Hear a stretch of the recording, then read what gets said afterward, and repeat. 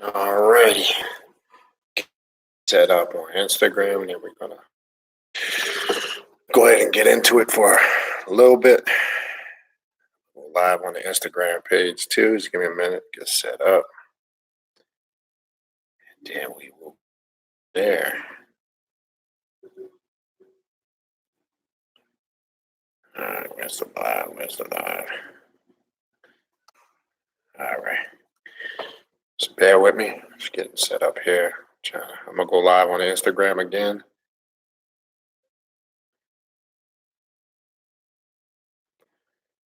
All right. So we are live on Insta. Let's see if I get this thing positioned to where.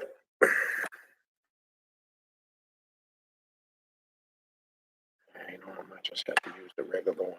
See if that one works. That's probably better. Just bear with me. All right, there we go. Let me see if I can get it higher. All right. Nope. Try this one. There we go. All right. So we are live on Instagram and Facebook. I can stay live actually on both platforms. I just got to renew it, refresh it every hour on the Instagram. All right. All right. We're just going to wait a minute, give people a minute or two to get in. Really won't be looking at any questions or comments on Instagram. You can come over to the Facebook. I'm sorry, Facebook. YouTube. I don't know why I keep saying Facebook. We are live on YouTube and Instagram simultaneously. When we get to the question part of the class, slide over to the YouTube if you got a question. I'm not going to be watching both platforms. But I'm kind of just live on Instagram to let Instagram followers know that there is a lot going on. All right. Excuse me. We are going to give it a minute. And sorry, down the wrong pipe. My bad.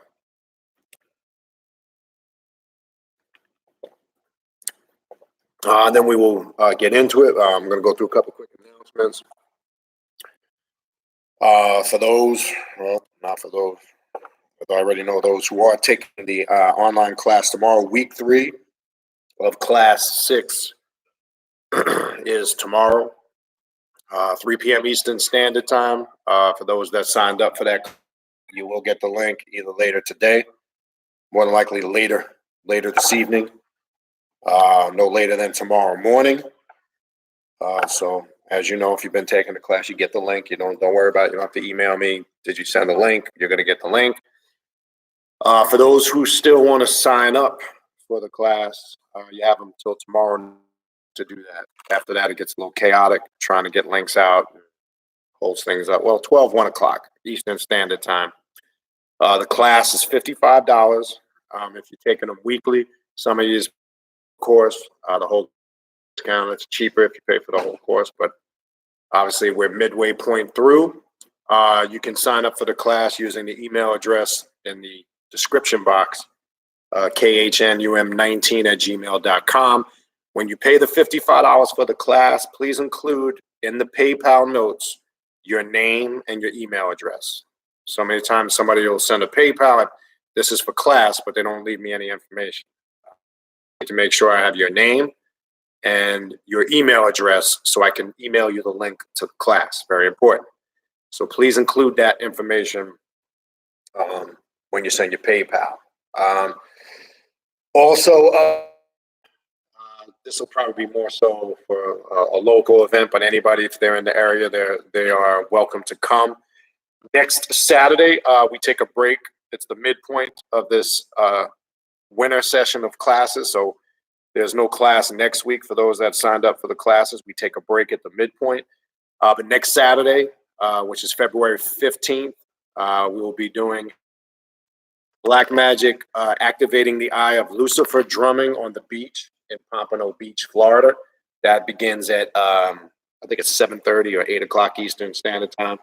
I do have the flyer posted on the Instagram, and it's on the YouTube, it's on the Facebook. I'll probably repost that this week just to remind anybody. If you are in the area, anybody is welcome to come to that. You just need to call us to let us know you're coming, so we just have a head count, and then we can start. I know right now it's basically local people for that, but again, I'm just putting it out there. If you're in the area and you want, feel free to come. Just contact me. Let me know.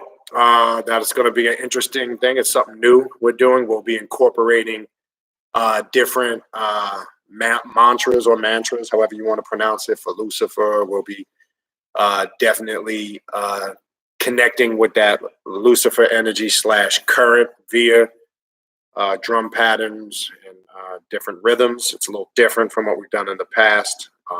So kind of transitioning over to that to get people that type of energy. So that'll take place on Saturday night, February 15th, 7:30 or 8 o'clock. Again, I can't recall. That should be posted. Also, we will have not decided yet. I know this month is short, and I got to get that out there. I will have the ritual that we will be doing for this month. Thinking about in the month of February, coming up with something probably in the next day or two, because again, this already, it's unbelievable. Today's already the 7th, and before you know it, we'll be at the end of the month. So I've just been busy. I know people have emailed me, is there a ritual / working for this month? There is. Just haven't decided on what that is. And if you're interested in coming to that, again, you request the invite, and then we go from there. All right. Just to make sure it's a good fit for everybody. So the last Friday of whatever that last, I'm not sure what that last Friday of the month is, but that's when that ritual will be, whatever the last Friday of this month is. A couple ideas settled on yet, but that should be clarified soon. All right. Also, if you are interested in a spiritual reading or a consultation, shoot me an email. Please include in the email the days and times you are available. And also, please, because I get so much email, some goes to the spam folder. Just in case, please put in the subject box reading or consultation. So attention. It's just sometimes just too hard to go through all the emails, and it becomes a little time consuming. So please put in the subject box reading / consultation or whatever one it might be, and include in that the days and time available and the time zone you live in. Very important. All right. Also, for Patreon members of the Patreon page, you have seen some content go up there for you in the last. As you know, we are getting ready. If you are a Patreon member, please, there's 2 things coming up for 2 different tiers. And obviously, this is only for Patreon members. Wednesday night, February 12th, 8 p.m. Eastern Standard Time, we will be having a demonic integration live stream private class. That'll be a one-on-one between myself and everybody that attends. We're going to go over techniques, rituals, concept practices, how to connect, quote unquote, with the higher self or the demonic self. And then we'll have a Q&A discussion, about a 2-hour class that'll take place on Wednesday night for tier 2 and 3 members only in Patreon. Tier 1 does not have access to it. You just get notifications of content. So if you're not a tier 2 or 3 member, you won't have access to that class. And then for tier 3 members only, I believe it's March 11th. This is going to be something different that I've never done, but I'm going to do it now that we have a platform where we can get a little bit more personal and private. We will be doing a live black mass of set followed by a Q&A discussion afterwards. Totally different from what you might know as a traditional black mass. So people can get an example, some ideas of how, 1, important ritualistic work is, and 2, get an idea of kind of how that's performed. All right. So this is the kind of content we'll be doing on the Patreon page. Tier 2 and 3 members. Tier 1 really just gives you notifications, doesn't really give you much access to everything. So that's for the Patreon family / members and everybody that has signed up for the Patreon page. It's been going a lot better than I expected, to be honest with you. Not that I didn't expect it to be successful, but I didn't really know or knew you can use this platform in this way, and it's something that I've really taken because, as I said, we're able to get a little bit more in depth, a little bit more private, and I see there's so many other YouTubers using it over the last year or two. I see many big platforms have gone to it in the last, in the last year or two. I'm also thinking of possibly doing some kind of live pay-per-views on there only. Some local classes that are done here, like some of the ones I do down in Miami. I'm thinking about streaming those live on Patreon, where people will be able to watch those classes that we do in Miami. So I'm definitely looking to incorporate that on the platform. So again, the Patreon channel gives you, again, access to exclusive content that I don't put on here on YouTube. So no, none of it is on YouTube. And again, if you can't, because I get this email a lot, if you can't physically be there for some of the classes, the links stay up. So you always have access to the classes. All right, so they're always there. So don't worry about that. Some people ask me, do you have can we still get access if we're not able to attend live? Sure can. The link stays up there. As long as you're a member, you can log in to the page and you'll see. Because obviously, there's never going to be a time that's going to accommodate everybody's needs. That's just due to people's work schedules and things of that nature. So I get that. So we just got to roll with it the best way we can. But it's been working out pretty good. So that's what's going on Patreon. And then the last thing, as we've been pumping out since the last one ended, the Journey of the Black Adept Conference 3 will take place October 30th to November 1st here in Fort Lauderdale, Florida. Due to it more than likely growing bigger than last year, we're looking at a couple venues already as I speak. Bigger venues, hotel conference room, and a separate place, or the existing place we have for the rituals, because I do have ritual space. So more information to come to that, but definitely mark and book those dates. Those dates are definitely for sure. We like to put it out there super early so people obviously can plan travel arrangements, buying plane tickets, getting an Airbnb/hotel. But we might have at the venue a block rate on hotels, because I'm looking 2 hotels that have a nice conference room, a large one, where we would hold the conferences and the presentations, and be at a different close by. So there's a couple of things being looked at, depending on the growth. We're prepared to grow. We were a little tight. I mean, we got it done. Space was a little tight.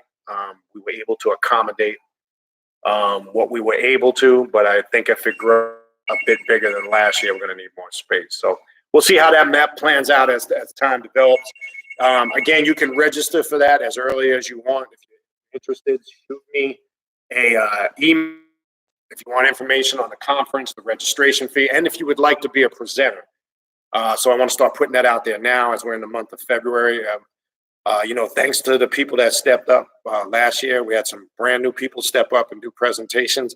And that's kind of what I'm looking for. I want to see some new faces step up and do. We usually have about 8 to 9 spots available. So they go quick. Last year we filled them all probably fairly quick, I'm going to say. So if you're interested in presenting, again, it's not too early to shoot me an email, but let me know what it is. If you're coming, 1, obviously you need to be attending. And 2, let me know what topic it is you want to present on. And it's got to be obviously, it has to be obviously pertaining to the occult left-hand path, something in line with the program. Obviously, I would hope that's what it is. All right. So that's going to be October 30th to November 1st. That's going to be pretty cool, because that's going to be the week of Halloween, which is going to be some powerful energy that weekend. All right. Other than that, that's pretty much all I got for the announcements. I did receive a couple orders today for the Chaos Oil. It's a tight timeline. I finished a batch today. I still can possibly get. There was 3 people that ordered before I came online. I might still be able to get your orders out by tomorrow. It just all depends. If not, they will go out next week. So I just wanted to be, if you catch this video, I will respond back to your emails. If you want to order the Chaos oil, it is $20 a bottle. That includes the shipping and handling.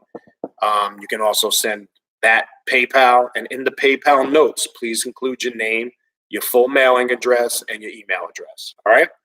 That's for the Chaos oil. All right? Other than that, let's get into the topic. I'm going to stay on about an hour. I'm not going to stay on super too long. I've been trying to slide in and there's a lot going on. I got some personal work I'll be doing tomorrow right after the class. So I actually got some people coming from out of town to do some stuff with. So it's going to be another busy weekend. There's just a lot of shit going on, but good shit. So definitely not complaining. All right. Quantum sorcery and how to use it via black magic, or its connection to black magic, however you want to look at it. Quantum sorcery and black magic. All right. I want to make sure we're clear on this and removing some of the spookism from it. Oh, one thing I did also forget. Don't forget to subscribe to the channel. I got to throw that out there. Hit the like button. The more likes the channel gets, the more likes it gets, expands out on a larger platform.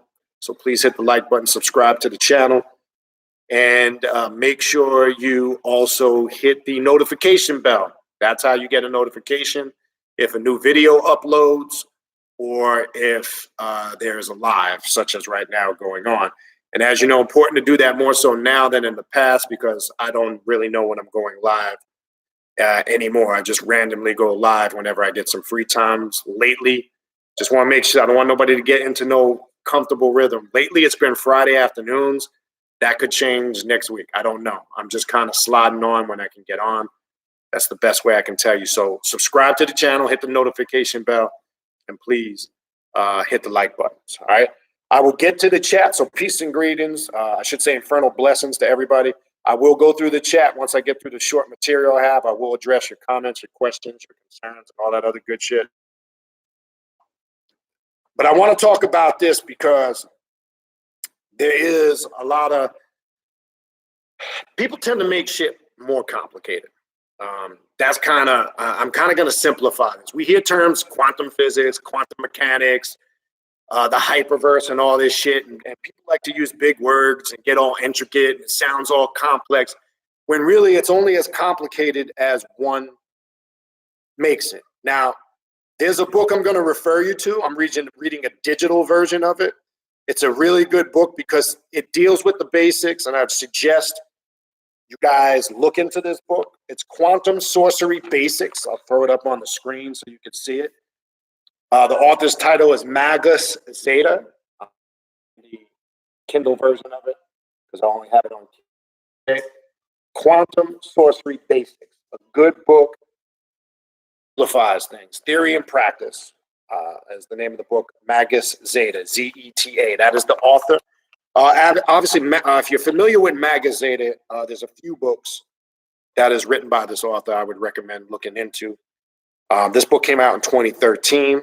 It's a book I had purchased digitally a few years back. Read it once, and I was just going through my digital library yesterday just to filter things out and see. And I opened it up again. I said, let me go back through this. Something just told me to go back through this, and bam, there was a reason. Now I see why. So I'm going to kind of simplify all this complicated shit you'll hear some people talking about right now. Which, as I said, I'm more about less is more. The more less complicated you make, the more you get out of it. And I tend to think people self-create and make things more complicated or make them sound heavier and deeper than they are. One, because they want to sound deep and heavy to stroke their ego. And two, because they think they're trying to impress somebody with something that they think they know. And I stress the word think. Thinking you know something and knowing something is two different things. All right. We can't get that confused. All right. And I'm going to simplify this. We know what quantum physics is. We know what quantum represents in many different schools of thoughts and spirituality, right? Let's start with something one we might be familiar with on the surface, right? You hear a term in masonry if you're a mason and you travel. Are you standing on your square, right? You'll see this quantum concept all throughout the lodge, the four corners of the lodge, north, south, east, west. The four main officers in the lodge sit in those positions: the south, the east, and the west. Obviously, the west and the east. This is all symbolic, right? So are you standing firm on your square? We hear another term called quantum reality, right? We hear another term called dual reality. I'm saying all this to say because this ties into something called one, observation. All right. I'm going to keep this as basic and simple as I can. This observation practice of quantum sorcery is very important for you to understand in reference and in relation to connecting with your subjective realm and working what we call black magic in your spirit. This will also help you understand your dreams, your visions, impressions, whatever you want to call them. Because here's what tends to happen when people have dreams. A lot of dreams, okay? Hold on. A lot of dreams are symbolic. They're never what they really seem to be because the subconscious mind communicates to you in symbols. Because whatever you have stored there, it'll unlock it to be able, the best way to communicate to you in order to relay a message. So let me give you an example.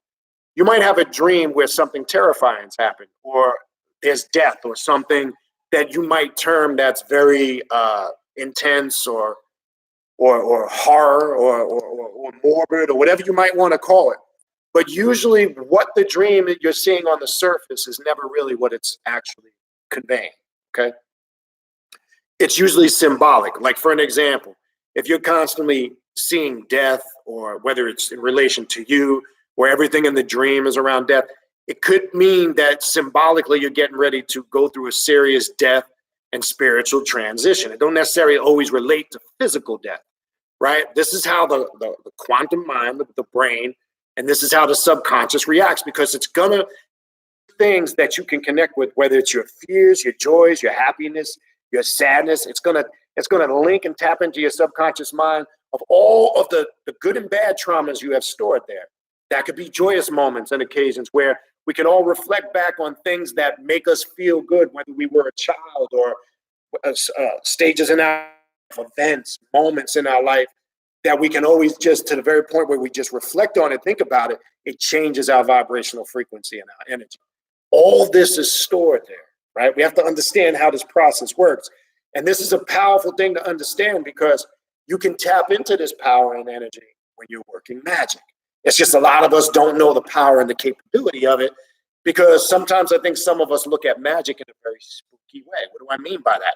Sometimes we're indoctrinated with Hollywood movies and a lot of the garbage that we see on the internet and social media, in addition to a lot of the good stuff we see.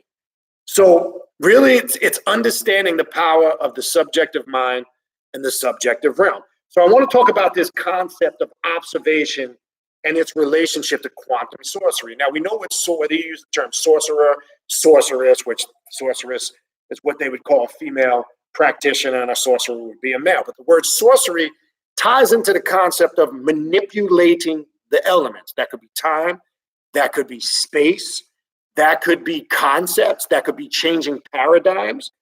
This is what this means. This is what quantum sorcery is. But it's all done by way of the mind. Now, as I go through some of this stuff, I want to make sure we also find that fine line of harmony between the objective and the subjective, and we don't go to Spookyville. Because here's where the problem sometimes comes in with certain individuals. Say if you're practicing vampire magic and you're working on the astral realm, right? Know when you're not on the astral realm and you're back into your mundane existence, there is a mundane life and reality you still need to live and lead and be successful at. So if everything is subjective and everything is on the subjective or the astral realm, and remember, the astral realm is just the doorway or the gateway to multiple realms. Because I always find people in systems and spirituality, they stop as if once you obtain the astral realm that you obtained it all. No, that's just the doorway, the opening to the other side, or the Sitra Akra, or the void, or the darkness. You have now just gone through the porthole in the opening, and you're just now starting to experiencing a multitude of levels of multiverses, not universes, right? Because existence has no time frame. It has no beginning. It has no end. That's what the void is. You can't put a time frame on it. When you go into the void, you are now vibrating outside of person, place, and thing. You're not confounded to a three-dimensional existence. So there's nothing you can use to describe what that is. See, people would try to understand what this so-called God theory is and what this understanding is being in a three-dimensional existence, because everything we will say, it will define it by person, place, or thing, which is mortal or human. So there's nothing you're going to sit here and think about in human form that doesn't fall under the category person, place, or thing. I know some people will try, they will sit there, give themselves a headache, and they will try to think of something bizarre and absurd. But I guarantee you, until you go outside and vibrate outside of person, place, and thing, and tap into, you hear people use the term God frequency. What's the God frequency? People get spooked with it. The God frequency is shedding this three-dimensional existence. Because when you shed the three-dimensional existence, you now look through the eyes of God or the mask of God or put on the deific mask. You become God because you're not confounded to those more, meaning you don't ask the questions no more. You become the answers to the questions. That's a hard concept for people to grasp, because as long as we're still asking and not knowing, we're still confounded to a three-dimensional existence. And we all are to a certain degree, but we're not confounded to it only if we allow ourselves to be. So your spiritual practices and your disciplines are to teach you to discipline yourself so you have that ability to tap in to these realms. You have the ability. You have the ability to transcend the basic understanding of what one might think that they might have of some of these spiritual concepts. Now, the harmony still must be there, because when everything is subjective, then there's a disconnect. So I'm going to go through observation, which is probably one of the most important things. We hear a term called the Watchers. You've seen this in the book of Enoch. You've seen this with the demon Azazel, the Watcher. This is where this comes from, right? In essence, you are the most powerful observer or watcher that exists in the multiverse, okay? But you need to understand, how does that work, connect with that, and how can I apply it to my black magic? So I'm going to go through a short excerpt in the introduction part. I'm just going to use the intro part of Quantum Sorcery Basics, Theory and Practice by Magick Zeta. Again, let me put the book up there one more time for those that may have came late. Quantum Sorcery Basics, Theory and Practice, right there. I'm sorry. Magick Zeta is the author. There's a couple of good books by this author I would recommend you look into. This particular author, Magick Zeta, he uses a lot of metaphysics and quantum physics in relation to black magic and left-hand path. So if you're more scientifical in your approach to your magic and you like to deal with those aspects, this would be a good author for you to look into if that's your thing. If you're more on the technological and scientific aspect of it, which really it's all science. This author tends to go a bit more deeper in that field. So I just wanted to put that out there. All right, the observers. Let's talk about that real quick. The most powerful force in the universe is not gravity or fusion or the strong or weak nuclear forces. The most powerful force in the universe is the observer. We're going to talk about this. You're the observer. You're observing constantly, whether it's in your dreams, whether you're awake, whether you're in a state, or alpha state, whether you're in your slumber. Really, are you still observing when you're making the transition from? Should also, as I go through this brief section, I want you to also look at this when you go into the ritual chamber.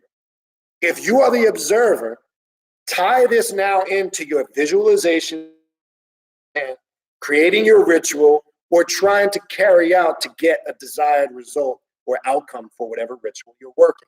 So I want you to look at this from a quantum metaphysical perspective, but I also want you to look at this, how can I take it and apply it practically to my everyday work? All right, that's why I said I'm going to simplify this shit for you, because I can get on here and use a whole bunch of big words and get into all these technical terms. It sounds good, but if I'm losing you and you're just there like, blah, blah, blah, blah, blah, blah, like, all right, what the fuck? And you're just still sitting here listening because it sounds deep, then that's pointless to me. Okay, so I'm not into all that shit. I'm going to keep this as basic and simple as I can. And you do, obviously, I encourage everybody to do further research, because I'm not breaking this. I don't want you to just accept my breakdown on this. right? I'm sure there's going to be many things you agree with that I'm about to break down, many things you may not fully understand, or many things you might be in disagreement with, and that's okay. So I suggest you draw your own conclusions by further research. All right, so I want to put that out there. So what I'm getting ready to go through is not to tell all be all. I want to make that clear. All right. So the most powerful force in the universe is you, the observer. Every event that takes place in the universe has a quantum state. Quantum or quasi is 4. All right, let's understand that. Okay. It has an infinite number of possible quantum states until the observer does his looking thing. Okay.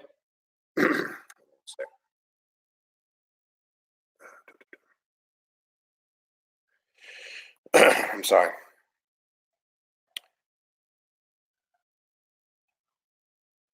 Okay, so every event that takes place in the universe has a quantum state. It has an infinite number of possible quantum states until the observer does his looking thing. Okay? At the instance, all of the possible quantum states but one disappears, and suddenly the event is made real, at least in this universe. Regardless of how static the power of the observation seems, without the observer, our entire universe would be an unresolved mess of uncertain events, actions, and outcomes.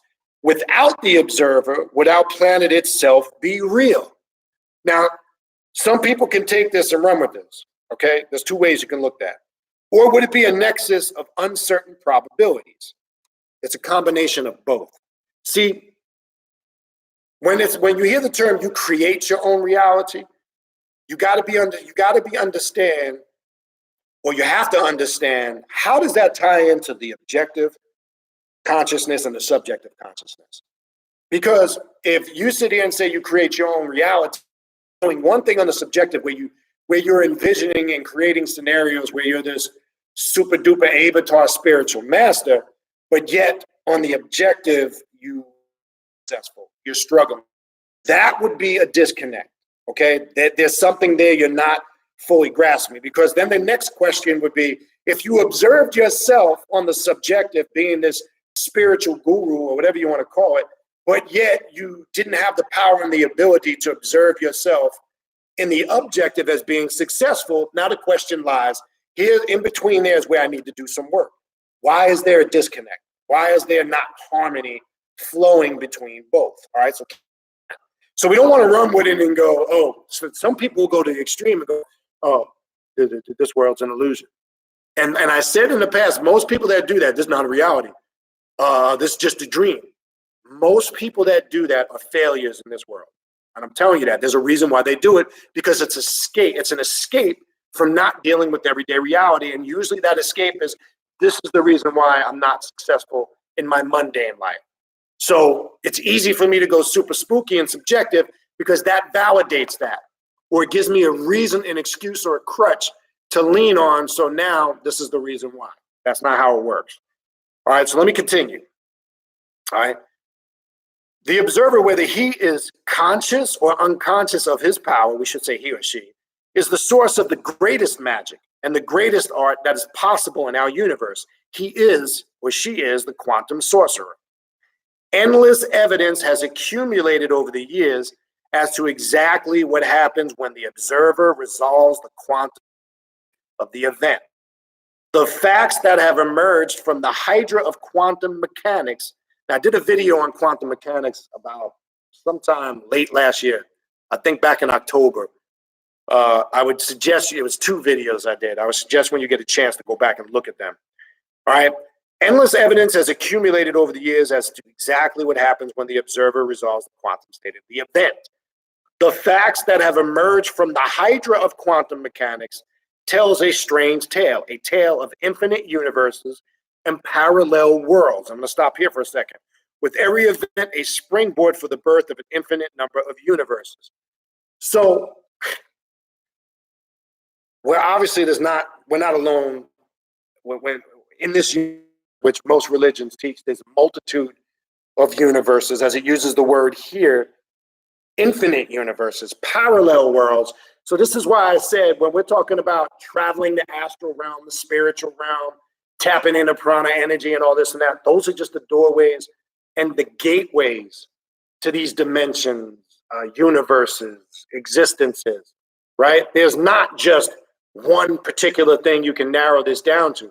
Now, here's where the deep thing comes in. And it always reminds me the few times I've been to Ocmulgee Indian Mound in Macon, Georgia. I've been there times over the years. A great place to visit spiritually. But there's one thing that's embedded in my subconscious. I've mentioned this before in the past videos. When you are entering Ocmulgee Indian Mound, and that's, if you're not familiar with the Ocmulgee Indian Mound, Google it, and you'll see it is a sacred land that it's deemed historical by the state of Georgia. And they've preserved the sweat lodge, the funeral mounds, the temple. I would suggest if you ever up that way, visit it. And it's really the story of the Choctaw, the Washita, the Seminole, the Creek Indians. It's a rich history, and got into that part of the Southeast United States and branched out. But the spiritual aspect of it, when you're entering Ocmulgee, there's a sign that says all things are connected, right? I'm bringing that up again because all things are connected, but yet separate. Now you're like, what the fuck are you talking about, Benny? Well, this is what this is another quantum aspect of looking at the isolated consciousness. In order to understand that one thing that Tahuti talks about in the Emerald Tablets, must separate that from that one thing to become the one thing. Okay? That might sound a little confusing to you, and some people that are on spookism aren't going to get that. And the only way you can do that is to be an observer. That's my whole point. That, in essence, is what the consciousness is. So in order for you to tap into that, you have to step outside of the box, as they say, and be a new observer. Now, apply this to your magic. This, and as I say it, I can feel little hairs on the back. This is understanding what the isolated consciousness of that is. How can I be that universal, multiversal observer? By separating yourself from the norm. By way of ideology, dogma, faith, belief, you must have a whole nother viewpoint, because this is what it is about getting pulled through the Sitra Akra, the other side by Lilith, or approaching the throne of Damuel, as they say in the Klipothic, right? And then Lucifer ascends down from the throne to activate the Lucifer. This is all symbolic terms, as we know, working with the Klipothic, so I'm using symbolic terms. Then that Lucifer or Luciferian energy is activated. And now we start seeing through the eyes of God. And when you're seeing through the eyes of God now, because you become God, you are the ultimate observer. You understand? Because see, here's the trick. When you're put in a three-dimensional existence, person, place, and thing, here's the fuckery. You're taught there's only one God, right? They teach that in all monotheism, be it Judaism, Christianity, or Islam. Right? There is one God, and you were created by this one God. But then as the individual becomes intelligent, as he or she starts to study and grow, they see an inconsistency in that story. Just by studying ancient texts, just by studying science and metaphysics, the whole theory of creation and how this monotheistic God came about just doesn't make any sense. Common sense, that is. So then as we dig and we find further, there's more to this thing called existence, creation. And we see that this whole mythological story that some old man God sitting on the throne with a long white beard, snapped his fingers, poof, everything was created. That shit just don't make no sense. Then we find out that there are a multitude of gods, right? We're like, wait a minute. This goes completely against what monotheism teaches. So we dig deep and we find out that these concepts existed long before monotheism. So that whole theory of oneness that is forced upon us is really a trick, because they don't want us to separate it from it so we can see and observe and see what that oneness really is. Hence, we go to the very origin of the garden story in the Bible. And I mentioned this last week. I think I'm going to mention something again that kind of connects to this. Because in that particular story, and again, I'm speaking in symbolic terms. I'm not speaking as if the story is factual. But in that particular story, Eve is told by the serpent, whether you want to refer to him as Canas, Shemdaza, the whisperer, Lucifer, this whatever term you need to get you through the day, that he told Eve was like, we can't eat this because if we eat of this, we shall surely die. And we know that was not the case. And I'm telling you why I'm saying this again, because it's connecting to what we're talking about. And the response by the serpent was, that is not true. If you eat this, you will become like one of us, one of the gods. You will be able to see. Well, here's the key: to know good from evil, right from wrong, meaning you will have your own perception on what reality and truth is. But the only way you can see that is to step outside of the box and the paradigm. Because if you're part of the construct that this monotheistic God had forced, which really was a slave God, had forced upon the masses, was to accept this concept and listen to the inconsistency. I am the Lord your God. Have no other gods before me. I am a vengeful God. That sounds odd to me. Sounds like he's in competition with something or somebody. And what immortal God has human emotions? That's a whole nother story. I'm not so much focusing on that. What I am focusing on is there was a paradigm set, and the objective was to keep everybody in that paradigm until the serpent came along. But now this is switched around now. Religion will tell you, oh, because the serpent was evil, he was forcing people to disobey God. Well, if you're in that mindset of what this monotheistic God represents, and you're a mental slave and you're a follower, then I get why you see it like that. If you're stepping outside the box and you're being an observer, you're going to look at this totally different. So when we look, long story short, to speed it up and get back to this, long story short, we know how that pans out. We know they both the app and they did not die according to the story. So now we have a liar in our midst, and he's the biblical God. So what now was the objective of this God lying to Adam and Eve? And then he got pissed off like a little bitch, and then kicked them out of this paradise, and then inflicted punishments on them. Sounds like somebody got mad for being called out for being a punk. So now they were like, you'll toil the soil for the rest of your life. You're the woman, you'll suffer pain through childbearing, get the hell out of my house. They got kicked out. Right? I'm just giving you quick metaphors. When you look at and you observe the story. See, this is how you break the paradigms mentally, emotionally, and spiritually. So now he was made to look like a punk, and now he's upset. So now he's enforcing little childish punishments.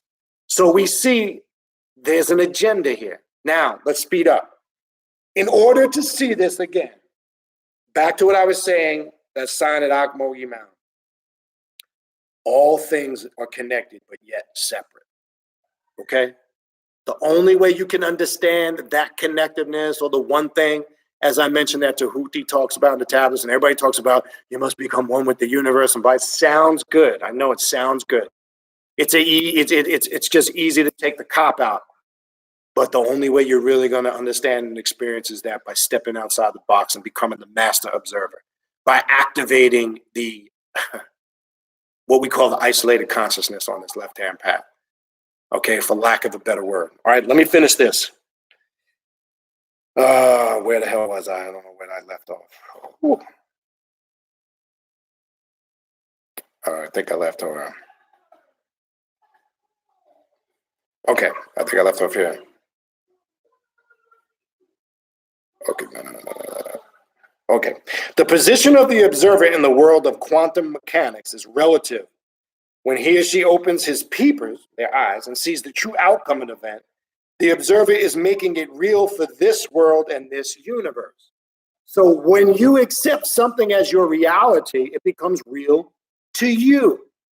So that work, there's a two-edged sword to that. There's a good and a bad aspect to that. One, let's look at the good aspect to us as some black magicians and practicing magicians. We create our reality through our rituals and our magic and tapping into the subjective realm. Okay? It's that simple, okay? Now, when you look at, let's say, the religious person that accepts complete fairy tales, faith, and mythology, that is their reality because they've accepted it. And there's really nothing you're going to be able to do to convince them otherwise. So this is why you'll find it's hard to talk to a religious, indoctrinated person that has blinders on, because they've already have mapped out the construct. They've already accepted what it is in their mind they perceive as reality. No matter how foolish it may sound, no matter how it's not backed up by any facts or supported by any evidence, but it's their reality. And this is why I say don't waste your time with fools like that, because it's a no-win battle. And we're not interested in that. That's not the point. Your goal and your point should be to grow and lay out your path that best serves fit for you. Okay? That's the whole point. Okay? So the observer, once they accept it for making it real, it becomes real in this universe. Okay? And when we say this universe, we're talking about the universe that you believe in your mind, that you're conscious, that you exist in. Okay? I want to make sure we're clear on that. Because this is what I say. What might be a reality to one person may not be a reality to another. Okay? And that's a hard pill for some people to swallow, because this is why when you try to force ideologies upon somebody and they don't agree with you, people tend to get upset and get mad. And this is why we have to make sure we have an understanding of this. All right. All right. Where do all of the other possible outcomes go? So if we're saying that when we observe things, there's a multitude of outcomes that are possible, when we accept the one that becomes a reality for us, where do the other ones go? This is a great question. Because if there's a multiple possible outcomes, where do they go? Okay, let's talk about it. All right, so I'm trying to keep this as simple as I can without making it too complex. And this is why I think this little section here is good. All right, all right. Evidence, this is where, in reference to where all the other outcomes go. Evidence from many experiments, such as the multi-slit experiment, all but proves that the unobserved event produces multiple outcomes at once, all as real as any other, and all are making an impact on the world to prove it. So the ones that are unobserved, the unobserved outcomes, produces multiple outcomes at once. How can we understand this? This in the score of a football game, right? I'm gonna try to again, I want to keep this simple as I can. All right. This is how we observe. Now, if you're not a sports fan, you still should be able to relate to this. Sports fans will probably get this easier. To explain what that just meant, I'm gonna use a football game for an example, right? And how the observer will come to an outcome, but at the same time create multiple outcomes. Let me give you an example. Let's take two teams, right? Let's use the Super Bowl that just passed. We saw the outcome, but let's say the game hasn't taken place yet. We take the 49ers and the Chiefs. So the observer is going to observe the strengths and weaknesses of the Chiefs. The Chiefs have a great offense. The defense is decent. It's gotten better since last year.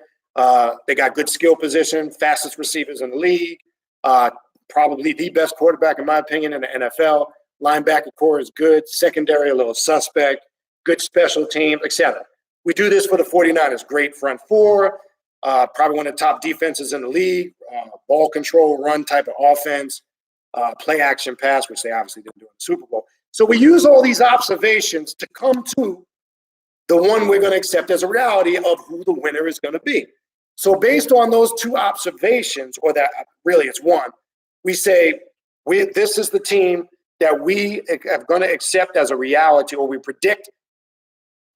Whether we're right or wrong, we know still within that prediction, or what we've accepted as an outcome, even though it has, we know there's still a multitude of possibilities. We could be completely observed. The 49ers could have blew them out 41-0. Now that we know that probably wouldn't have happened, but it is another possible outcome. So they're still there. It only becomes a reality because even before the game transpired and the final result was done, you already created your own reality. Because you said, I think that this will be the score, or I presume the outcome to be. Okay? There's a multitude of ways of looking at this. So by doing that, outcomes that are still left out there, that still have a possibility to exist. Now, they still impact the world because there's still a possibility of happening, as it says here. So I know I'm trying to explain this where it's not confusing, but to show you that the impact is still there. The possibilities is still there, okay? This is the whole point, okay? Anyway, this is what we do to stupid people. We just hide them. We don't. All right, so let's continue on. So hopefully that makes sense. I'm hoping that I was trying to use a simple analogy so you could relate to it, and you necessarily didn't have to be a sports fan to understand that. All right.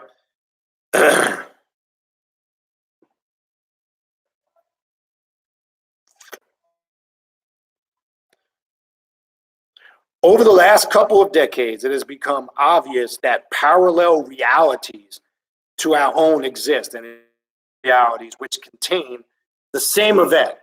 Any one of the possible outcomes can be the real one there. 3 more paragraphs, then I'm going to stop. I'll go through the chat and finish it up. Like I said, I'm trying to keep this to about max 1.5. Once we accept the fact that all of these parallel realities, like I was saying with the possible outcomes of the game, we can apply our vaunted talking ape powers of analysts to realize that there are in fact an infinite number of these alternative realities. So now, what I mean by that is when we analyze the game and we come to our theories on what can happen, even when we say this is what we think or we want to create as a reality to happen, we still know that there could be other possible outcomes to that. Now, how do I apply that when I'm working in the ritual chain? Because now, how do I block out all of those other possible outcomes when I'm striving for one particular outcome? Okay, so now it's a little different when you're applying this ritualistically, because the distraction can come in. Because when you're working in the ritual chamber, let's say you're doing something for any specific, your goal is to design whatever work you're doing only exclusively to that outcome, and discipline yourself from bringing in outside thoughts, okay? Because this on the subjective, because one, we were talking about how that impacts that outcome, those multiple outcomes can impact the objective. Make sure we're clear on that. Now, about when we're dealing with this on objective level, you now have the power on your subjective realm because you create your universes and you destroy them through your subjective realm. You accept, neglect, reject, destroy, and create as you have decided to on the subjective realm. So this now we're dealing with it on a whole different level. So when you're going in that chamber, you have full control over that. You're not worried about, because the reason why you have full control over it, let me explain this, to make sure I'm clear on this. The ritual is always designed to tap in, to alter the goal, the objective of what you're trying, or the outcome, and how you're trying to bring it into the objective. So you visualize it, you create it, you see there what you're trying to manifest here. And this is why I said when people are too subjective and they talk all this highly spiritual technical and then space cadet, alien, avatar, and all this, it sounds deep and heavy, but then when there's no harmony that directly connects to them here, then how much of this is just delusional and self-created to the point where maybe you're overstating, or maybe you are over intellectualizing what it is you think you're experiencing. And what's the conclusion to that? Because it's not at all in any shape, form, or fashion manifesting itself on any level. So there's 2 different ways that you're working and connecting with this. I want to make that clear. 2 totally different ways. So in the chamber, you're supposed to use that same power and ability to creating the reality, same concept, and then being clear on the definitive outcome you want in order to obtain the goal. And then you start to see the results manifest here. So we need to the 2, because remember, we're dealing with a quantum, right? Quantum existence of this, right? With multiple outcomes. We're not dealing with one. When we talk about yin and yang, or I don't like to use the word good and bad, right or wrong on the physical, and good and bad, right and wrong on the spiritual, there's your quantum. But it's perceived different ways.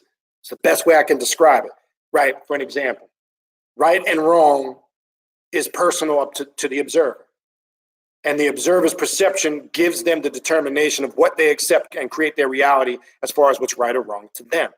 But then when the observer goes outside or outside of the box and say we're dealing with things on a subjective realm, you will start to find out and experience what one might term right or wrong, or how they perceive things on the objective is not the same thing on the subjective. You'll find a lot of things that govern the objective realm don't apply on the subjective realm. And you only come to that conclusion and understanding via experience, through your work, through astral travel, spiritual work, whatever you want to call it. Because what you might accept as certain things here that affect your perception, it tends to change to a degree and continuously evolve and change to a degree when you start working with it subjectively. That's my point.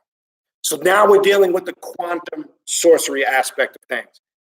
To understand it's how it works on sides of the spectrum, lack of a better word. All right, let me finish these last paragraphs, then I'm gonna finish up with your questions and your comments. So, once we accept the fact that all of these parallel realities exist, we can apply our quantum. Oh wait, we went through that. Once we work through the process, we discover that not only does an event in our reality throw a infinite number of shadow worlds, notice it says shadow worlds, with slightly different outcomes, but also each of these worlds will have its own timeline. I've said something before over many people's heads. You will live and die many deaths in your one existence. Okay? What does that mean? Anytime you go through a different transitional or a phase in what you term your life, it could be a way of thinking, that's a death. Anytime you go from one spiritual level of learning to a higher spiritual level of learning, whether you are conscious of it or not, you have died one existence and you've transitioned and resurrected into an entirely another existence. We call it phases, changes. But if you look at not only how the problem is, the observer sometimes is only observing it on the objective, but we're not going within via our magic and our rituals and seeing how that's affecting us subjectively. And you will find on a subconscious level and a subjective level, it is affecting you much more greatly, because what is stored in here is gonna manifest itself physically or on the objective. It's going to affect everything that you do. So the goal is you must, again, go into the abyss and see what has it changed from within. Because correct work is from within out, not out within. But there's a lot of dogmas, philosophies, and systems always teaching you to go outward and work your way in. That's reverse. That's not how this works. You will only understand due process when you go within. So now it talks about shadow worlds, right? We talk about it on this path as the shadow self, shadow work, right? We talk about this all the time. But what do you think shadow work is and the shadow world is? The shadow world is the real you. And in the shadow world is the inner understanding of why you are who you are, why you behave the way you behave, why you act, whatever might be deemed termed good or bad. That's irrelevant, okay? When it's not a matter, it's not a judgment thing, that's personal. You are your judge, jury, and executioner. That's on you.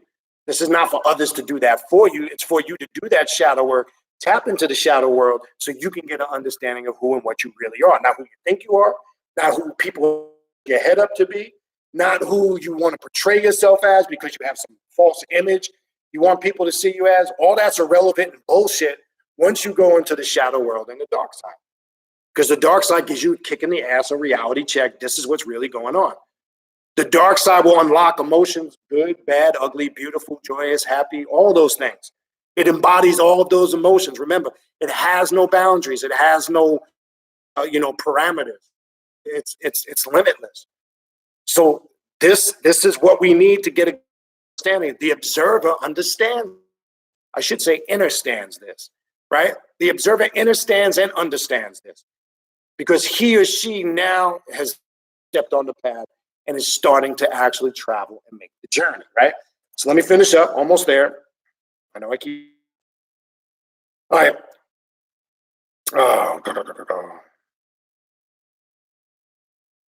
Okay.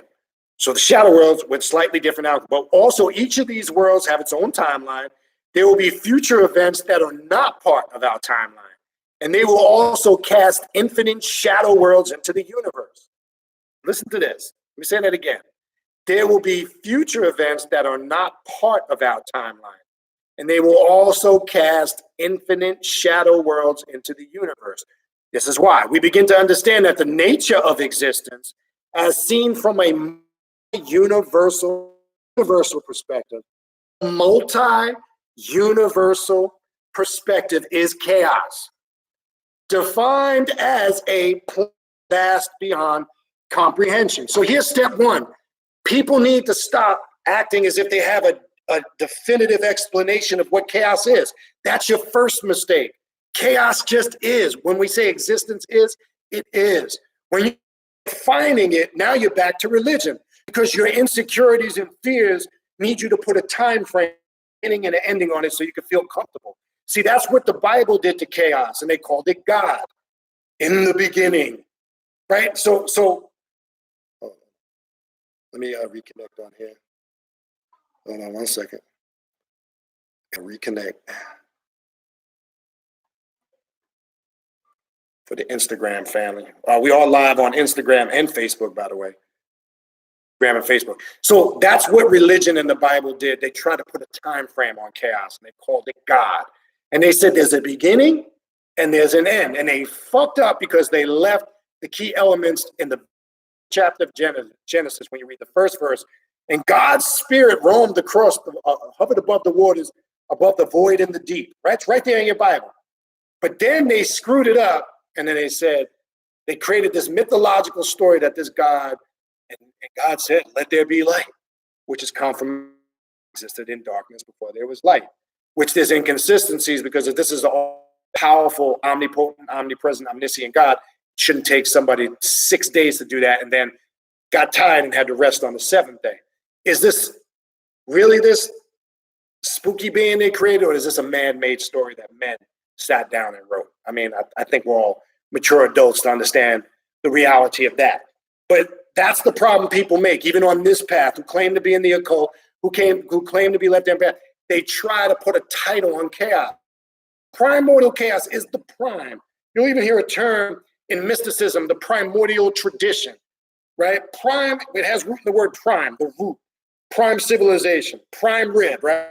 You go to a restaurant, you want prime rib. What are you saying? You want the best, the prime, the original. All you're saying when you're saying primordial chaos, you're saying the prime aspect of where all things emerge. But where you screw up is where you try time frame on this, right? I know we have mythologies out there. I know we have philosophical systems such as Tiamat, etc. That you an understanding of it. It wasn't trying to put a time frame on it. It was trying to show you externally in the outer world how this works within. So that primordial chaos, or that chaos, the observer looks at it as existence. It's limitless, it's voidless, beginning, it has no end. Stop trying to construct it to a paradigm called Ifa or Santeria or Islam or Christianity or Judaism or Voodoo or Voodoo, whatever spiritual system. Those are lesser paradigms of chaos. Okay, those are fragments of chaos. Those were systems that were created to condense. You ever hear of condensed chaos? Look it up. That's basically what you're practicing when you're utilizing any of those systems as your main go-to. When you want to be exclusive to something, you're trying to condense chaos. You can't condense chaos. Chaos is the abundant energy that permeates through the multiverses. It's what keeps everything in functioning, flowing. So when you try to condense it through Christianity, for an example, and then you try to make that manifest through a man figure, what kind of shit is that? Like, you claim to be on the path of the occult or the left-hand path, and you have no understanding of the primordial chaos that birthed everything into existence. So I'll put it in simplistic terms: existence, right? Just is. To be, right? Or not to be. That is the question, right? You hear that shit all the time. To be is existence. I know it sounds crazy. I know it can sound like a lot of mumble jumble with words, but you'll get a better inner understanding of this when you do your whether it's shadow work, internal work, working with the klepothic realm, going into the void and the door, whatever it is you do to get that understanding. All right. So, okay, so the multi-universal perspective is chaos, defined as plenum vast beyond comprehension. For centuries, we knew ourselves to be observers of reality, but until recently, we never realized what a significant role the observer has in reality. For centuries, we have filled that role with never realizing that we shared in the creation of our world. You, like I said earlier, you create, you build, and destroy your universes in your subjective realm. You deconstruct and reconstruct. You accept what you choose to accept as reality. Just as quick as you can accept something as a reality, you can shun it. So just as a lot of us came up through Christianity and believed in a mythological spook god, just as much as us were indoctrinated for years, we tossed it to the side when we got a better understanding, and we got more knowledge and certain level of consciousness. So we created the reality, one, by accepting it, and we also destroyed it and created a new world by eliminating it and coming to the path we are now on now. Okay, that's just how it works. All right. Our world is a result of created powers of billions of sleeping observers. You can imagine what a difference it would have made if all of those observers have been aware of their creative power. An artist is an artist, even while asleep. But how much can he paint into his canvas awake? A lot of stuff while you're sleeping, consciously and unconsciously. Just think about what percentage of your life you spend sleeping. So that's a whole nother world or realm or existence. Think about, and I forgot what the percentage is.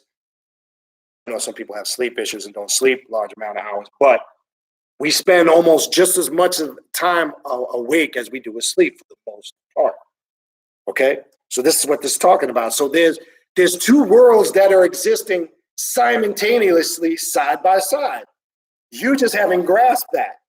You think that it's not connected. You think some people think it's just they don't really know what it is. They just think it's a myth, it's an illusion, or they don't really have an understanding of it. But you're dealing with two worlds that are existing side by side. Okay, we all build our worlds, but the quantum sorcerers the world while awake and aware. Okay, while awake and aware. The book is a primer for the power of the quantum sorcerer, and we'll briefly discuss the forms of exercises of the power. They expected to pick and choose ritual and symbology from the other traditions of magic as desired to supplement the essential but Spartan form taught in this book. All right. Using the techniques in this book are a launching pad, et cetera, et cetera. That's basically it. The last paragraph just shows how the book can be used as a tool, et cetera. And notice it said in that last sentence, it's up to you, sorcerer, to use whatever symbology, whatever traditions of magic you see or deem fit to get you the understanding of this, to get you the understanding what this reality is. Really, in essence, that's a very simple way of saying of how you lay out your path of self-mastery. That's the best way I can put it. This is over. Have an individual class open to all. I'm going to go a little bit more into it. That's just scratching the surface. I would like to do maybe a full 3-hour private class on this for those that want to sign up for this. And I'm looking to probably do that maybe mid-March, early April, somewhere around there. That's going to be on. I'm going to put that on the checklist because I think this would be a good tool or system to understand quantum sorcery in order for you or assist you in getting results in the work and the things that you do. All right. So what I'm going to do now, real quick, I'm going to go through as many. I'm not saying I can get through all of them. I have about 20 minutes. I'm going to go through some of the questions. And again, I'm just basically I'm going to skip conversations you guys are having between each other. I'll only read a comment if it pertains to kind of what we're talking about.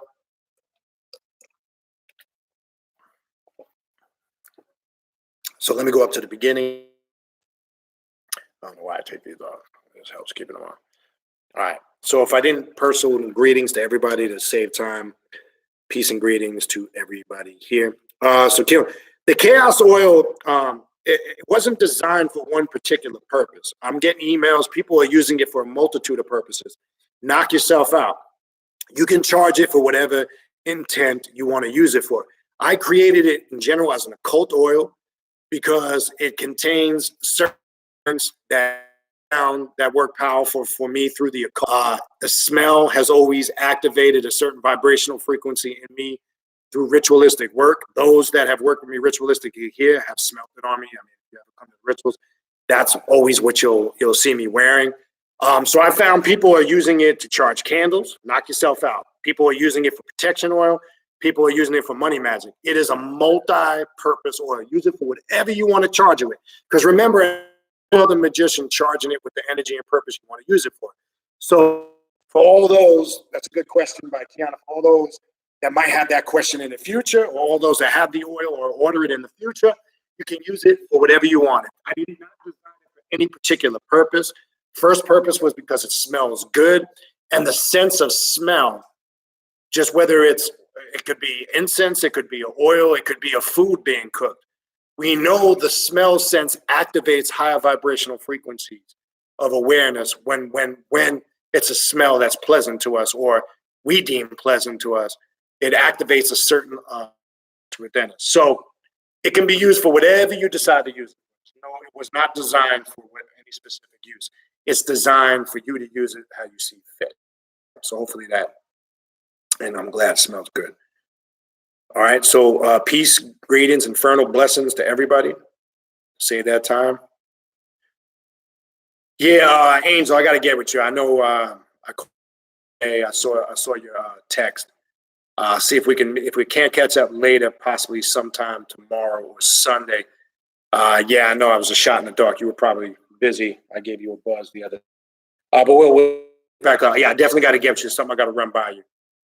We definitely got to link up. But I'll give you a call, or I'll text you and I'll see what your schedule is looking like, and maybe we can see if we get that out the way. Eddie Machete, appreciate you here, brother. Welcome. I'm glad because you knew, but that's irrelevant. I'm glad. Relevant in the sense, all welcome. Don't matter. New, old, young, just on the path. Been on the path for 20 years.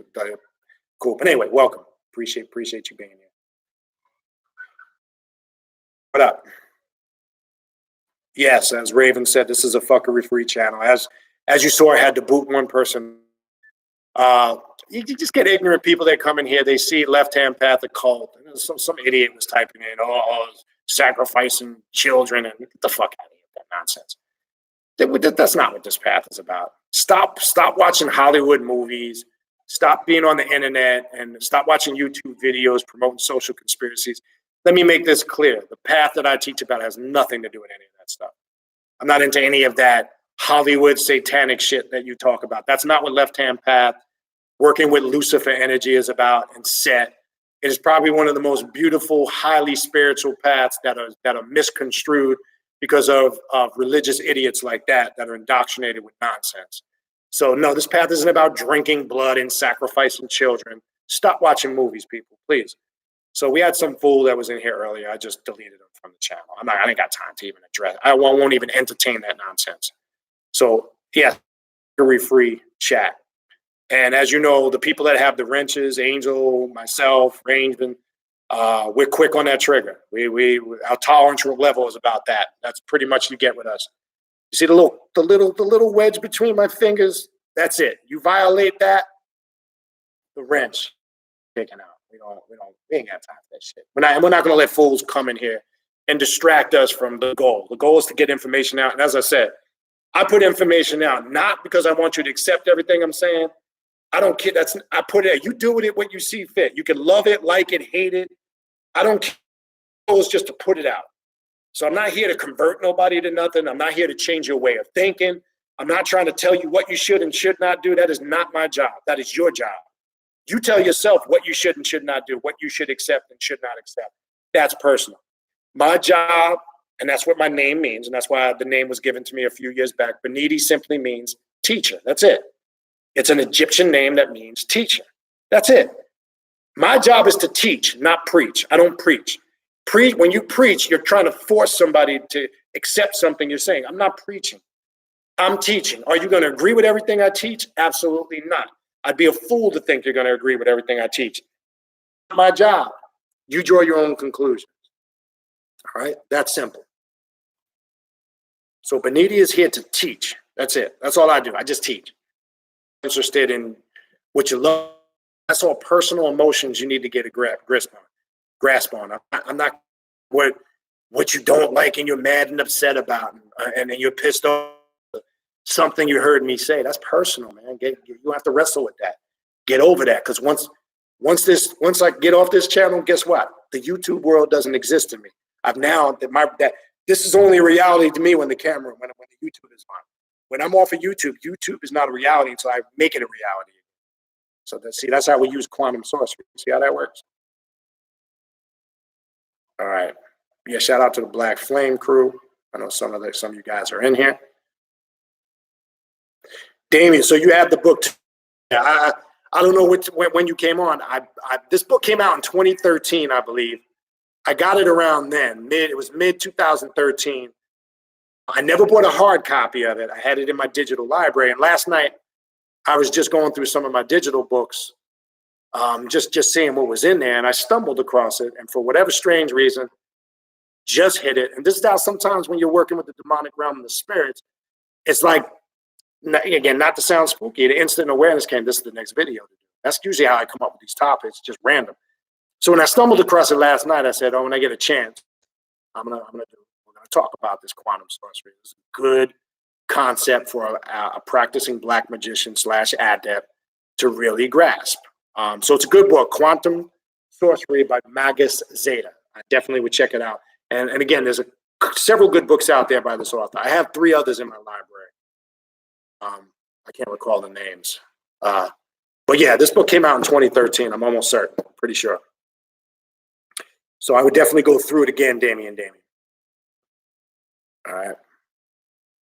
All right, what else we got? Yes, a reminder tomorrow, the Sith Sorcery. Sith Sorcery. God damn. What the fuck? The Sith Sorcery class. Let me get that out.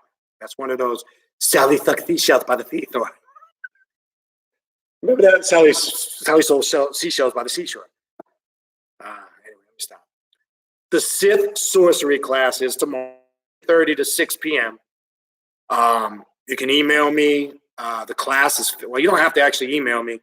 The class is $55. The information, what the class is about, is right on the Instagram page. We're going to go on techniques on Sith sorcery, rituals, practices. We're going to be focusing a lot in that class on wills and behaviors and how that affects your work, in addition to many other things. The class is $55. It can be paid by PayPal using the email description box, canoom19@gmail.com. When you send the PayPal, in the PayPal notes, put your name and email address. So once you pay for the class, I can email you the link to get into the class tomorrow at 3 o'clock. All right, you can sign up for the class up until about, I prefer noon cutoff, because then it gets a little chaotic trying to get everybody these links. 1 o'clock the latest. After 1 o'clock, it becomes a little tough. But you can sign up for this class up until about 1 p.m. tomorrow, okay?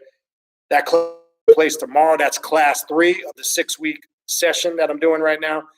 There will be a break in week 4. In week 4, Saturday, February 15th, we are doing the activation of the Lucifer energy drumming out on Pompano Beach. That'll be, I believe, 8 o'clock, 7:30, 8 o'clock. I can never remember. That's also on the Instagram. I'll repost that so people can, if you're in the area, you're more than welcome to contact me. I know locals, probably be the local crew for the most part. But yeah, that's what we got going on. That's class will be tomorrow. So if you're still interested in signing up, that's the way you sign up. And once you PayPal, I email you the link for the class. All right. Again, don't forget to hit the like button, subscribe to the channel, and hit the notification bell. Eddie Machete, love the way you break stuff down. I appreciate that, Eddie. All right, what else we got? Let me see what this message was.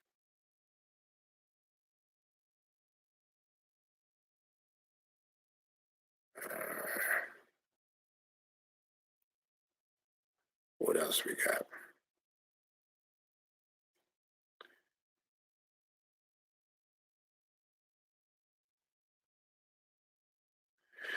I think the question here, how you spell, where did that go? It just jumped on me. I'm sorry. Damn. Okay, this is where I left off. Give me a second. It jumped on me. Okay, here it is. I think Ichigo Uzumaki. I don't know what you were asking to spell. Maybe retype that in. I'll look for it down there. I know you earlier, so I don't speculate. Or maybe somebody might have answered your question further down. I don't know, but I'll look for it further down. So I'm not sure what you're referring to. Okay. What else we got?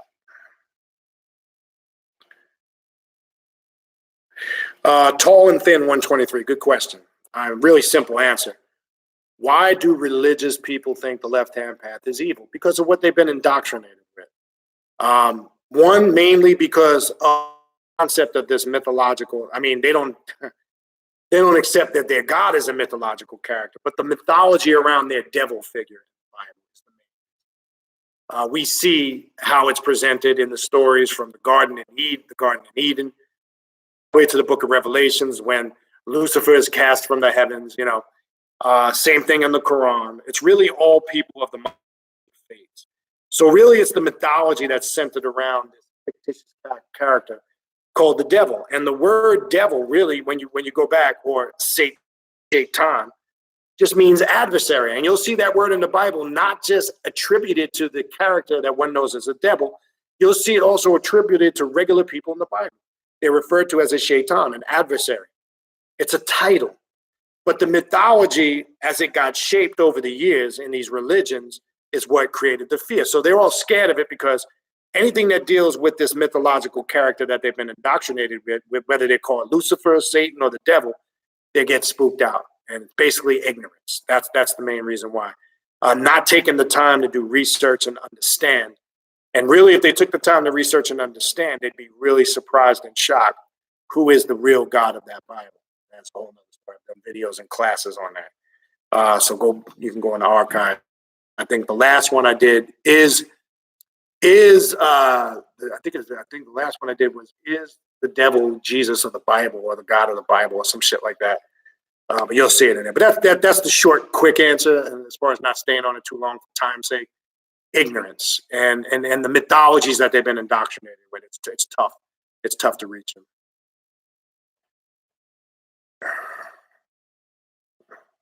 Greetings to Ra. I hope I'm pronouncing your name right. Singer. I hope that's correct.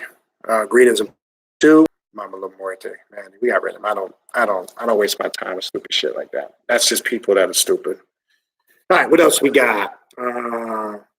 Mystic Moons. The idea of quantum effects caused pinned by physicist Hugh Everett, which could mean that decisions we make in this universe, this is an excellent point, have implications for other versions of our multiverse. And that's what it was talking about earlier, of the other possible outcomes and how it impacts, or how it, as you described here, how it can give implications for other versions of our multiverse. All right. That's why what it means when we talk about quantum effects, as you described. That's why there's not just one specific outcome or effect. We need to understand that how that quantum works within that spectrum. And quantum sorcery is a good way to understand that. Now, there's many ways to look at it. There's several different ways or perspectives on this, and that's why I suggest, when you get time, information in relation to this book and others, I would suggest you do. Yeah, the babies in diapers with bows and arrows. That's my favorite. Having angels, right? Yeah, religion. Listen, man, imagery is powerful. And don't get me wrong. Like when we look at a place such as the Vatican in Rome, forget what Vatican in Rome stands for. But look at the architecture and look at the artwork. But I say that because the power of that imagery affects people on a multitude of levels, right? You know the famous image of the old man God on the cloud with the two fingers touching, the fat white kids on diapers flying around in the sky, all that. This imagery, this could be a thing. because this sometimes is stamped in people's subconscious mind and becomes their reality. So some people literally believe that when they die, they go into this place to float around on clouds. I always ask a religious person, when you die, then what happens? Oh, we're going to heaven. Okay, when we get to heaven, what is heaven? What does it look like? Well, nobody knows that when we get there. So how do you know we're going to get? We're all going to be in heaven. They're going to be, now they're going to quote something from Revelations when there'll be no more tears and no more pain and no more sorrow. How do you really know that? Mythology that was written in the book of Revelation, right? It's just somebody's opinion or perspective. What are we going to do when we get there? Are we going to be in the physical body? Are we going to be conscious that we exist? Are we going to be in the spiritual body? Both. Oh, people just giving their own spec. Really, in essence, you don't really know. And what if you found out and came to the conclusion that it wasn't real? Then what? Then what? Now we got a bigger problem. And they don't see that the problem is they don't ever look at it like that because they don't think that far ahead. So they literally think they're going to go to a place where these little fat white kids in diapers flying around, and that's it. And their problems are solved. That's paradise. That's their reward for being good and obedient for their entire life. Come on, man. You could sell that to little kids, but come on, we're adults. Anybody that believes that shit in 2020 as a grown-ass adult got some issues. I can tell you, got some issues. All right, what else we got? All right, let's see. I'm just going to skip, see if I get some questions here.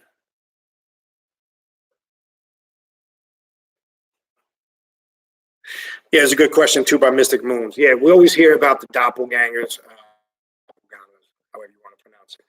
Yes, within sciences, when they talk about the parallel aspect of the multiverse and our double cells and doppelgangers, it's the same thing as our shadow self.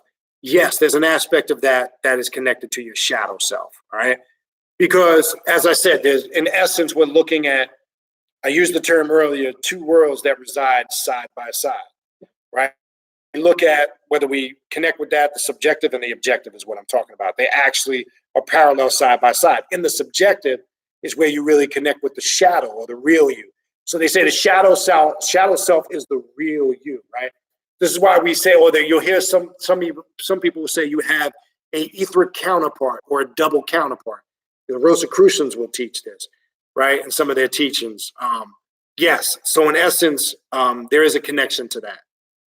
Whether we call it our double cells, now there's other theories out there. I really know or say, well, I don't really accept them to be true. Some say we all have. To me, this is a little spooky. I've heard this too. We all have a clone or a double in other dimensions. It could be, but I can't that because I'm more in my work have come to the understanding. What makes you you is you, and there's only one you. On you to understand how that connects to the one thing, you must separate yourself from the one thing. That's what I was talking about earlier. So yes, you can come to the reality of those things. Whether you call it a parallel aspect, those are all realities. And you come to those realities and understand it via your subjective consciousness, your subjective mind. So yes, there is a connection. That is an excellent point. No, it doesn't mean you're spooky, Kiana. If Baphomet appeared in your mind and you weren't thinking of it at the time, remember I said it could be an environment, colors, vibrations, smells, sounds, frequencies incite certain spiritual awareness. And that would be an example of one of the reasons why I created that. I smell it. It might connect or will connect me to a multitude of periods of time when it was used in rituals, events that have taken place. I can recollect that because I've been using that going back to probably late 80s, early 90s, that blend. I've been using that for a long time.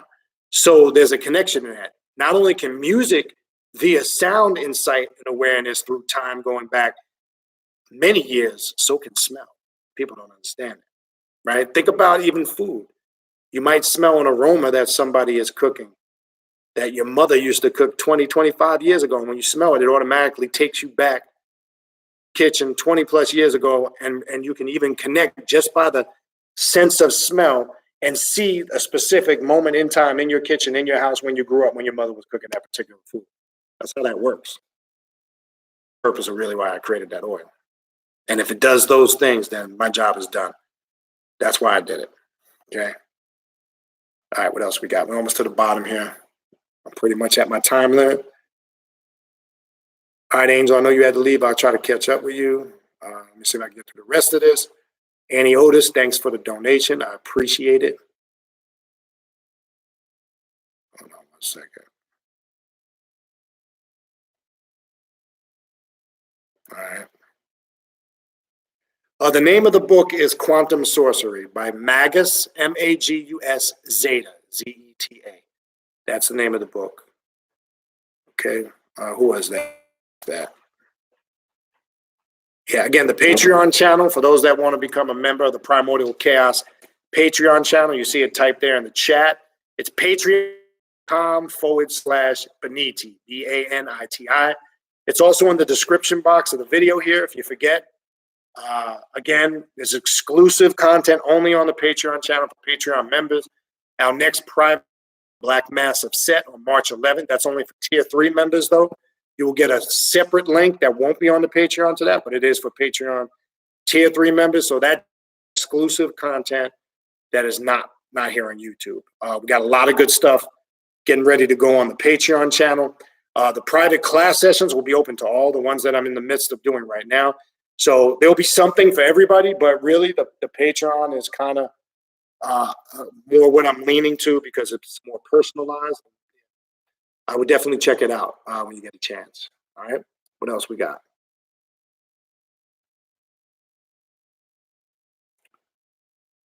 Okay, what else we got?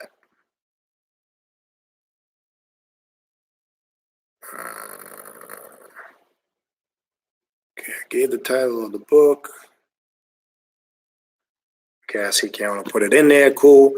Again, Annie Otis, thanks for the donation. Appreciate it. Okay. Again, and I've also, people have emailed me. I do have 4. If you can't make the live class on Saturdays and you still want to take it, I've gotten emails about this, and I see somebody typed in. You can get a recording of the class and the materials if you can't be there. It's all in the class. I do have every week up to this point. There's been at least 3 or 4 people who have paid for the class. They can't be there physically live.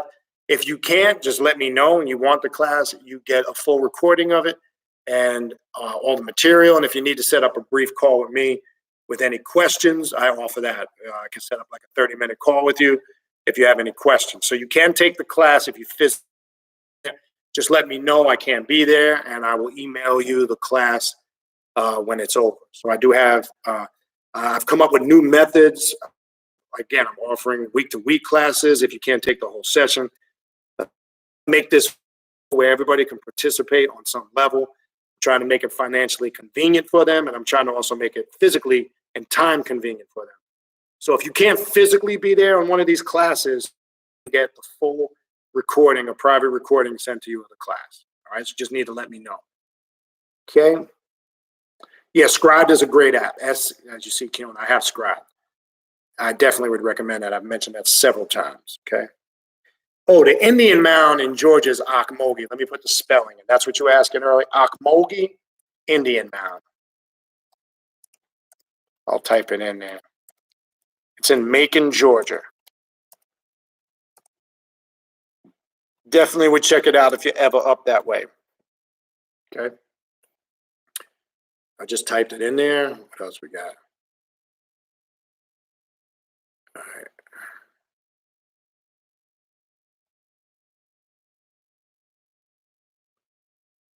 What else we got? Yeah, it's true. Artists had to eat. Yeah, exactly.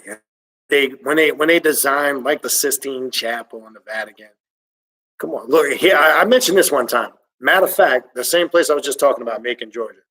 One of the first Gothic, the architecture of the church. To go see it. They gave tours. St. Joseph's Church in Macon, Georgia. The church was built there 18 something. It's one of the first churches, Catholic churches in the United States of America. They were given a tour. And speaking of the artists that painted these stained glass windows and murals, and you know, we know all the money and the fuckery that was involved in it. But I asked, just wanted to see the response that I would get from the priest that was given the tour. I had asked, where did they come up with the images, like, for instance? He said, well, the artist put the faces to people that they actually knew. So the artists that those pictures that you see, these ancient churches, and these were actual people they knew. So they put their faces in place.